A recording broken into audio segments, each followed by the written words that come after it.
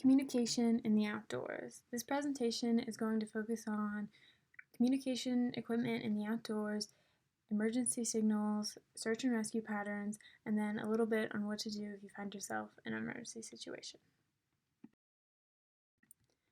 Communication equipment in the outdoors.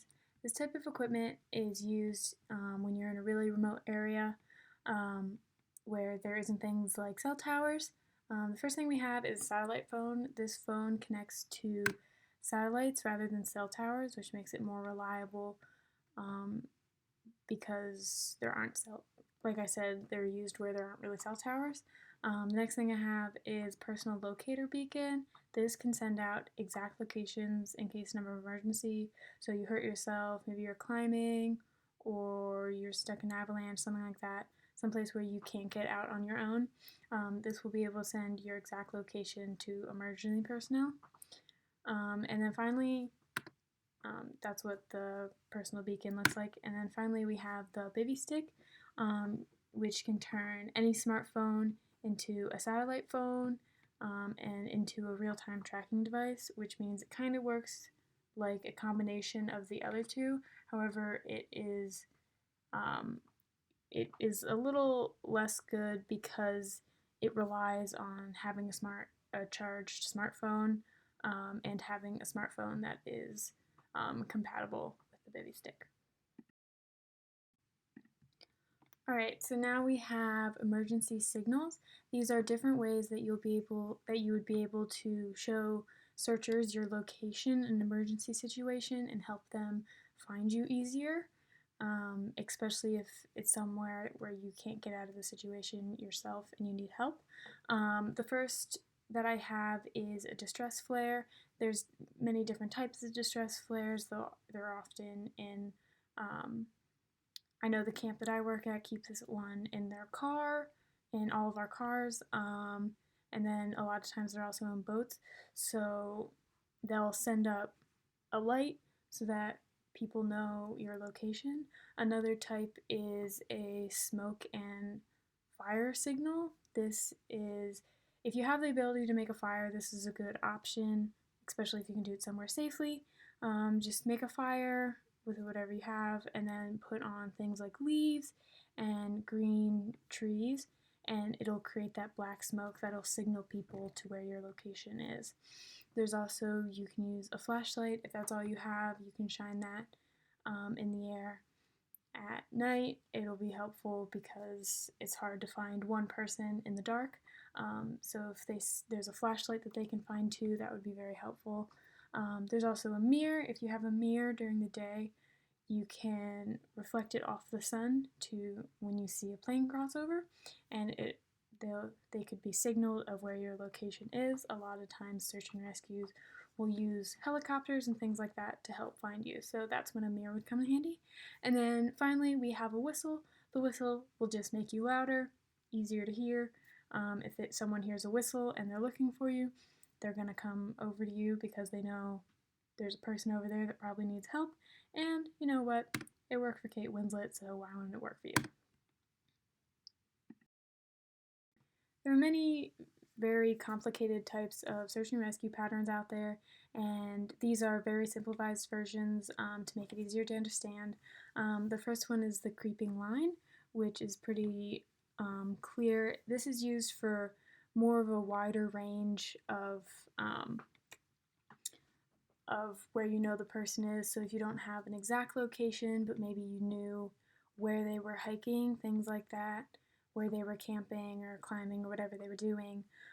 If you follow this pattern of the creeping line, it allows you to cover a large area while at the same time not knowing very well where it is. The expanding square, as you can see, you'd start down there, you'd start in the middle and then you work your way out. This is used for when you know about where someone's location is. That's when it's most helpful, because you know maybe where they should be, and then if you continue out in that square, that keeps getting larger and larger. You're covering a large surface, but you're starting in that small area where you think that they are. The last one that I have on this slide is the sector. As you can see, they're cut into different triangles. This one's also used for when you know about where someone is, but you still can't find them. So everyone starts in that middle point and then they work out into their triangle. This is best for when you are searching in different sections and you have groups that you'll assign sections to each group so you can do it faster. All of the search and rescue patterns that were on the last slide were mostly things that were from flatter surfaces or that were done by foot. And so I found this one that I thought was interesting. That was how a plane would do a search. This is called a contour search, in which the plane would start at the top of the mountain, and they would fly down the mountain in circular motions along the contour lines, going down about 300 meters per trip around. And so if you were maybe rock climbing somewhere and that's where you had an injury, and having a bunch of people walking around the mountain is very practical, they would do something like this with a plane. And then finally, just a little what to do if you found yourself in an emergency situation. There'd be lots of questions running through your head. Is it safe to move? Can I walk? Should I call emergency personnel? Could they even find me? Is this about to be Castaway 2? So many important questions you can ask. But first, you just want to start by assessing your surroundings first to find out what you have to work with. Determine if your location is safe.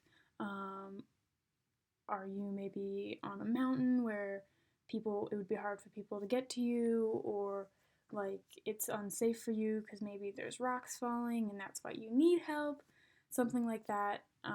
It's good to determine if you're in a safe location and move if you need to. Apply any necessary first aid. A lot of times in emergency situations, the reason it became an emergency situation is because you got injured doing something. So it's good to take care of that so you don't have to worry about that anymore. And so it can maybe stay a little cleaner. Take stock of what you have. Do you have water? Do you have food? If not, try and at least find some water, because in any emergency situation, you're usually going to be there for a while. Start signaling as soon as you can. If you have some of the communications equipment, start sending out your location, or maybe make a fire if you have supplies to do that. Things like that to get people to find out where you are. And then finally, wait for emergency personnel, and then follow their instructions when they get there.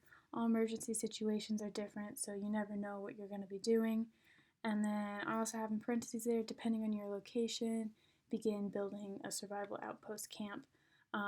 If you're in a remote area somewhere, you're probably going to have to stay there because it'll be harder to find you. But if you're maybe somewhere closer and you just got hurt and you can't walk out, you won't have to do something like that because park rangers and stuff will be able to get you within the day. But you never know when you're in a remote area how long it'll take people to get to you. That's the end. Stay safe out there and have fun adventuring.